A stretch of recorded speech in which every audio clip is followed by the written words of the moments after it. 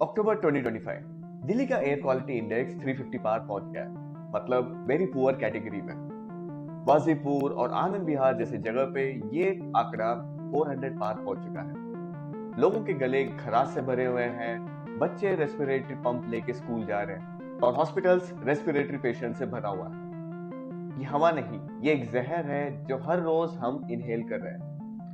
WHO के हिसाब से हर साल 16 लाख लोगों की जान जाती है सिर्फ PM 2.5 से। मतलब हर 6 मिनट में एक आदमी की जान जाती है। और अगर डैलबर्ग रिपोर्ट की बात करें तो हर साल इंडिया को 7 लाख करोड़ रुपए का नुकसान होता है सिर्फ एयर पोल्यूशन से, जो कि लगभग 3% हमारे GDP का बराबर है। तो फिर सवाल उठता है, जब चाइना 10 साल में अपना पोल्यूशन 40% तक कम कर सकता है तो हम क्यों नहीं। नमस्कार, मैं हूं सुप्रीत कुलकर्णी और आप देख रहे हैं इंडिया अनप्लग्ड, जहां हम बात करते हैं उन सच्चाइयों की जिनके ऊपर धुंध छाई हुई है। सबसे पहले समझते हैं पार्टिकुलेट मैटर क्या होता है।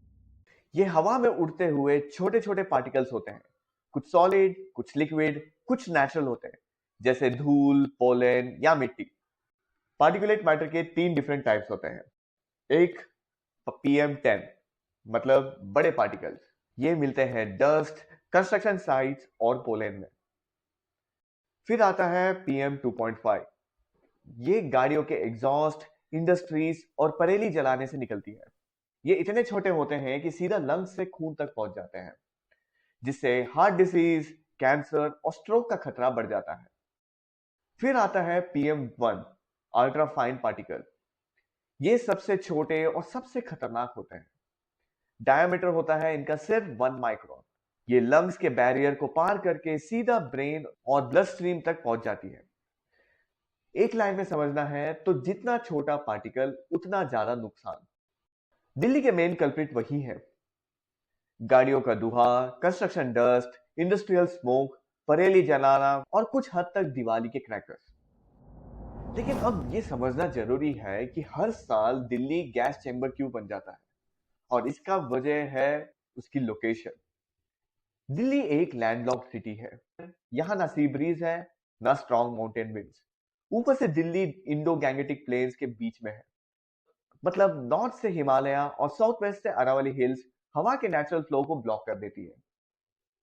जब हवा नॉर्थ से चलती है तो हिमालय उसे आगे बढ़ने नहीं देती, और जब हवा वेस्ट से फ्लो करता है जैसे कि पंजाब और हरियाणा से, तो अरावली रेंजेस उसको ब्लॉक कर देते हैं। रिजल्ट, हवा का सर्कुलेशन यहाँ आके अटक जाता है और पोल्यूशन एक क्लोज चेंबर की जैसे जमा हो जाता है। अब हम जानते हैं कि हर साल जब पोल्यूशन बढ़ती है तो दिल्ली गवर्नमेंट काफी स्टेप्स उठाती है। लेकिन इस साल जब गवर्नमेंट चेंज हुई है, चलिए समझते हैं कि क्या सही में कुछ बदला है। क्या उन्होंने ऐसे इनिशिएटिव्स लिए हैं जिससे इस साल का पोल्यूशन पे कंट्रोल किया जा सकता है। जो पहला इनिशिएटिव जो दिल्ली गवर्नमेंट ने लिया है वो है आर्टिफिशियल रेन। दिल्ली सरकार ने IIT कानपुर के साथ मिलकर एक क्लाउड सीडिंग प्रोजेक्ट स्टार्ट किया है, ताकि आर्टिफिशियल बारिश करवाकर हवा साफ किया जा सके। अक्टूबर 2025 में नॉर्थ और ईस्ट दिल्ली में इसका पायलट टेस्ट भी हुआ। आइडिया तो अच्छा है, लेकिन जब तक ट्रायल ठीक से शुरू भी नहीं हुआ तो उसका रिजल्ट्स अभी भी पेंडिंग है। दूसरा इनिशिएटिव जो हम देखते हैं वो है डस्ट कंट्रोल। दिल्ली सरकार ने लगभग 1000 वाटर स्प्रिंकलर्स और 140 एंटी स्मॉग गन्स डिप्लॉय किए हैं, 13 पोल्यूशन हॉटस्पॉट्स के स्पेशल फोकस के साथ। पर जब हवा में PM 2.5 300 के पार पहुंच जाता है, ये स्प्रिंकलर्स कोई काम नहीं आता, क्योंकि असली प्रॉब्लम जमीन के नीचे नहीं, हवा के ऊपर है। तीसरा इनिशिएटिव जिसकी बात की जाती है वो है गाड़ियों पर नियंत्रण। नवंबर 1 2025 से सरकार ने रूल लगाया, सिर्फ BS4, CNG और इलेक्ट्रिकल कमर्शियल व्हीकल्स ही दिल्ली में अलाउड होंगे। गोल है कि 2027 तक 10,000 इलेक्ट्रिक बसेस को सड़कों पर लाने का। इसके लिए चार्जिंग स्टेशन और ANPR कैमरास सब जगह लगाया जा रहा है, और जो नॉन कंप्लायंस होंगे उनको तुरंत पकड़ा जाएगा। लेकिन ग्राउंड रियलिटी यह है कि अभी भी चार्जिंग इंफ्रास्ट्रक्चर लिमिटेड है, और लॉजिस्टिक कंपनीज को EV फ्लीट्स में स्विच करना इतना आसान नहीं है। चौथा आता है कंस्ट्रक्शन साइट, जिसको निगरानी करेगा AI।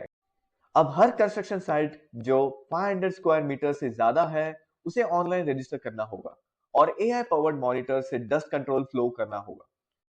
ड्रोन सर्विलेंस और सेंसर लगाए गए हैं जो रूल ब्रेकर्स को ऑटोमेटिकली पेनल्टी देते हैं। लेकिन एनफोर्समेंट के दौरान करप्शन और ऑन पेपर कंप्लायंस अभी भी एक रियलिटी है। और पांचवा इनिशिएटिव जो बात करती है वो है ग्रीन दिल्ली मिशन, जिसमें सरकार ने एक मैसिव प्लांटेशन ड्राइव अनाउंस किया, 70 लाख नए पेड़ लगाने का टारगेट।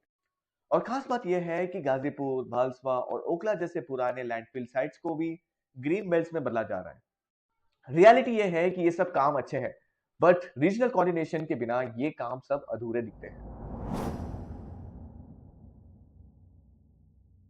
दिल्ली का धुआं सिर्फ दिल्ली का नहीं, पंजाब के खेतों का, हरियाणा के फैक्ट्री का और एनसीआर के डीजल जनरेटर से मिलकर बनता है।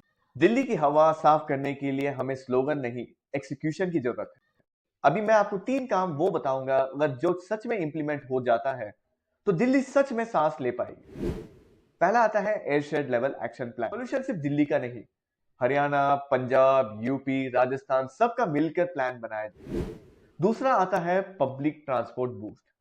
मेट्रो तो अच्छा मॉडल है, लेकिन बसेस और लास्ट माइल लिंक अभी भी काफी कमजोर है। और सस्ता, रिलायबल और क्लीन ट्रांसपोर्ट मिलेगा तो पोल्यूशन अपने आप आधा कम हो जाएगा।